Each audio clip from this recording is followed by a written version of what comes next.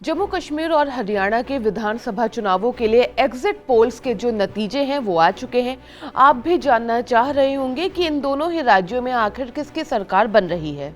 इस वीडियो में हम आपको डिटेल में बताएंगे कि सभी एग्जिट पोल्स में किसकी सरकार बन रही है इन दोनों राज्यों में। हेलो हाय नमस्कार, मैं हूं गरिमा और आप देख रहे हैं स्विच। हरियाणा के अधिकतर जो एग्जिट पोल्स हैं उनमें कांग्रेस की बम्पर जीत का अनुमान लगाया जा रहा है और बीजेपी 10 साल बाद सत्ता से बाहर होती दिख रही है। वहीं दूसरी तरफ जम्मू कश्मीर में कांग्रेस नेशनल कॉन्फ्रेंस को बढ़त मिलती नजर आ रही है। हरियाणा की बात करें तो हरियाणा में दैनिक भास्कर के एग्जिट पोल ने कांग्रेस को 44 से 54 और बीजेपी को 15 से 29 सीटें, वहीं ध्रुव रिसर्च जो है उसने बीजेपी को 22 से 32 और कांग्रेस को 50 से 64, पीपल्स प्लस एग्जिट पोल्स ने कांग्रेस को 49 से 61 और बीजेपी को 20 से 32 जो सीटें हैं। वहीं रिपब्लिक भारत मैट्रीज ने कांग्रेस को 55 से 62 और बीजेपी को 18 से 24 सीटें मिलने का अनुमान लगाया है। ये है पूरा हरियाणा का स्टेटस अलग अलग एग्जिट पोल्स में।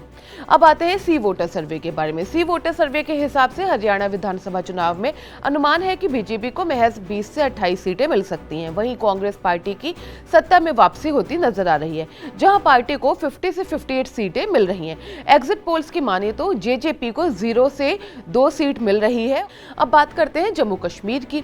जम्मू कश्मीर के एग्जिट पोल्स में कांग्रेस और नेशनल कॉन्फ्रेंस सबसे आगे हैं। इंडिया टुडे सी वोटर्स के एग्जिट पोल्स में नेशनल कॉन्फ्रेंस और कांग्रेस के अलायंस को 40 से 48 सीटें मिलने का अनुमान है।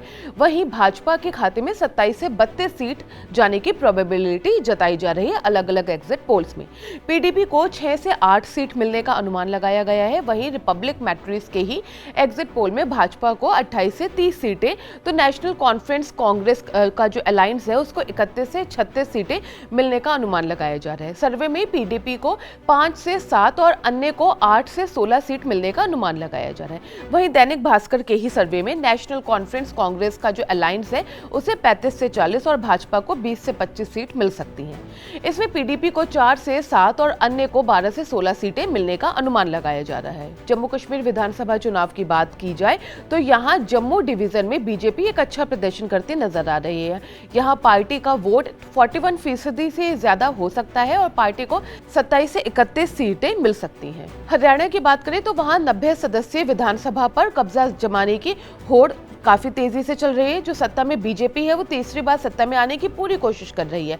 2014 और 2019 में सत्ता में आने के बाद बीजेपी अब जीत की हैट्रिक करने की उम्मीद लगा रही है, ऐसा बीजेपी का उम्मीद है। लेकिन जो एग्जिट पोल्स है उनमें ऐसा नहीं बताया जा रहा है। उनके अनुसार इस बार कांग्रेस के आने के चांसेस है। मुख्यमंत्री नायब सिंह सैनी, जिन्होंने इस साल की शुरुआत में ही मनोहर लाल खट्टर की जगह ली थी, बीजेपी के अभियान का नेतृत्व कर रहे हैं। इन चुनावों में उनका राजनीतिक भविष्य भी दांव पर लगा हुआ है। हरियाणा विधानसभा चुनावों में जो प्रमुख चुनौती कांग्रेस दे रही है, भूपेंद्र सिंह हुड्डा 10 साल सत्ता से बाहर रहने के बाद वापसी की कोशिश कर रहे हैं। हालांकि कांग्रेस ने अभी भी मुख्यमंत्री चेहरा जो है उसकी घोषणा नहीं की है। जम्मू कश्मीर के विधानसभा चुनाव को कई वजहों से काफी ऐतिहासिक भी बताया जा रहा है। ये 2019 में आर्टिकल 370 के खत्म किए जाने के बाद पहला विधानसभा चुनाव और पहली बार कई समुदाय जैसे कि पश्चिम पाकिस्तानी के जो शरणार्थी हैं और वाल्मीकि और गोरखा समुदाय को मतदान का भी अधिकार दिया गया है।